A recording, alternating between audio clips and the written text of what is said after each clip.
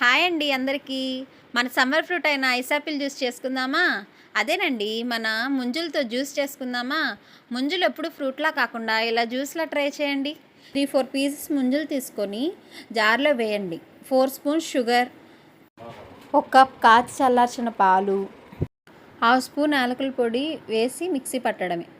Mixie పట్టేసినాక మనకి tasty very సింపుల్గా చేసుకునే జ్యూస్ రెడీ అయిపోయినట్టే.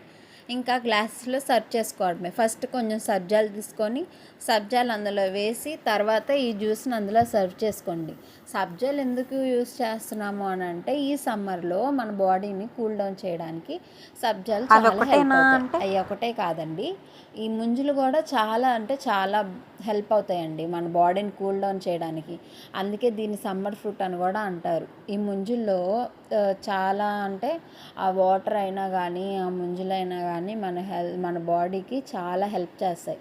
ఈ సమ్మర్లో మాత్రం మనల్ని ప్రొటెక్ట్ చేస్తాయి అన్నమాట. సో అందుకనే మనం ఎప్పుడైనా బయట నుంచి ఇంట్లోకి రాగానే మనం డీహైడ్రేట్ అయిపోతాం. అలాంటి టైంలో మనం ముంజులు తిన్నా, ముంజులు జ్యూస్ తాగినా కానీ మన బాడీ వెంటనే ఎనర్జీ అనేది ప్రొడ్యూస్ చేసిద్ది అనమాట. అందుకని మీరు తప్పకుండా ఈ ముంజులు జ్యూస్ ట్రై చేసి ఎలా వచ్చిందో కామెంట్ సెక్షన్లో మెన్షన్